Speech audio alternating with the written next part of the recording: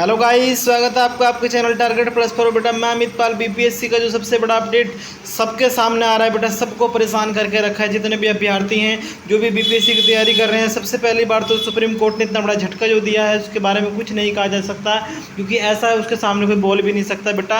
अगर कोई कहता है कि भाई हम ये कर लेंगे वो कर लेंगे, लेकिन सुप्रीम कोर्ट का फैसला अंतिम होता है, ये आप सब जानते हैं। और इससे इस फैसले से बीएड अभ्यर्थी के ऊपर क्या चल रहा है वो कोई नहीं जानने के लिए तैयार होता। और ऊपर से जो बीपीएससी, कल अतुल प्रसाद जी का ट्वीट कुछ और था, आज ट्वीट कुछ और है। भाई बिल्कुल के बिल्कुल एक तरीके से चौक बना के रख दिया है। आखिरकार चाहते क्या हैं अभ्यर्थी? परीक्षा दे ही ना, यही तो चाहते हैं। अभ्यर्थी परेशान होकर परीक्षा देना छोड़ दे, फिर अपने आराम से जो वैकेंसी इनको भरनी है भर लेंगे, क्योंकि भाई अभ्यर्थियों का दर्द कौन समझेगा। आप लोग तो जो हैं, जो कल का ट्वीट किया उसमें आप कह रहे हैं कि चलो भाई ठीक है, और आज आप ट्वीट कर रहे हैं holding TRE on time and disqualification of some candidate are two different things. ये कह रहे हैं कि जो पेपर होने जा रहा है वो तो हो गई, लेकिन समय के अनुसार वो हम कराएंगे, लेकिन जो डिस्क्वालिफिकेशन है कुछ कैंडिडेट वो दोनों की दोनों अलग अलग थिंग है। बहुत बढ़िया जी, आपकी सही बात है। आप अपनी सरकार की भी बात रखना चाहते हैं, आप अभ्यर्थियों का भी अच्छा बनना चाहते हैं। भाई चाहते क्या हो इसमें? जिन जिन अभ्यर्थियों को पहुंचा है, जो इतने दिन से तैयारी कर रहे हैं, जो इतने दिन से सुपर टेट की तैयारी कर रहे हैं, भाई क्या होगा उनका?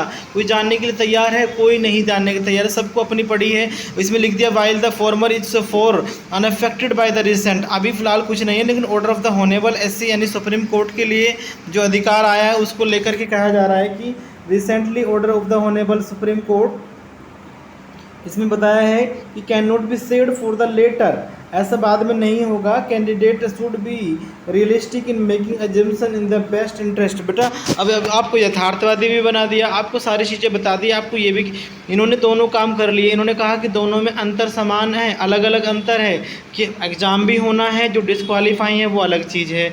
अब अगर आप सुप्रीम कोर्ट की मानते हैं तो आप जो है उसको लेकर के अभी फ़िलहाल हमने प्रभावी नहीं किया है, लेकिन आप प्रभावी करेंगे क्योंकि ऑनरेबल सुप्रीम कोर्ट ने ऐसा कहा है, तो उसको अफेक्ट आपको करना पड़ेगा। अगर आप अफेक्टेड करेंगे तो कैंडिडेट यथार्थवादी हैं, वो इतने समझदार हैं कि वो बेचारे पेपर दे के भी जाएंगे, और वो जो हैं फिर बाद में उनसे कह देना कि आपने जो पेपर दिया था उसका रिजल्ट नहीं आया क्योंकि आपने बीएड किया हुआ था। सीधा सीधा सा ट्वीट क्यों नहीं कर देते? समझ नहीं आता क्यों एक तरीके से ऐसा करते हैं। अभ्यर्थी के ऊपर एक तरीके से द्वंद्व सा कसा जा रहा है। जो भी शिक्षक अभ्यर्थी हैं क्या करेंगे? कितने बच्चे सुप्रीम कोर्ट के फैसले से परेशान हुए हैं कि सरकार ने जानने की कोशिश करी?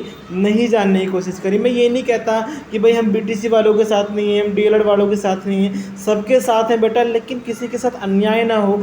जो बच्चे तैयारी कर रहे हैं, एटलीस्ट जब से क्या था, सुप्रीम कोर्ट को आज पता चल रहा है ये चीज़ें, सुप्रीम कोर्ट अब जान रहा है। इतना एजुकेटेड सा हमारा सुप्रीम कोर्ट है, वो आज उसे पता चल पा रही है बात कि भाई ये चीज़ें जो हैं बीएड में नहीं आनी चाहिए। इतने दिन हमारी शिक्षा को चल गए, हमारे देश को 75 साल आज़ादी के हो जाएंगे कल, और ये आज़ादी हमें मिली है कि पहले जो चीज़ थी वो अब हटा दी गई, हायर एजुकेशन को रिमूव कर दिया गया। अब आप जाओ कहीं भी, किसी को कोई मतलब नहीं है, ये होता है।